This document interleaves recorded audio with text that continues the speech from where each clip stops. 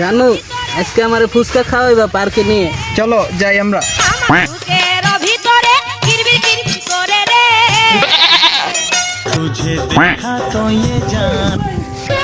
এই সুন্দরী হবে নাকি আমার খাটের রানী? যা দুষ্টু, আমার শরম করে। তুই আমার গার্লফ্রেন্ডে কি কইলি? তোর এত বড় সাহস? হ্যাঁ, কোন থেকে তুই কেডা? কি তোর এত বড় সাহস? তোর গার্লফ্রেন্ড হয়েছে তো কি হয়েছে?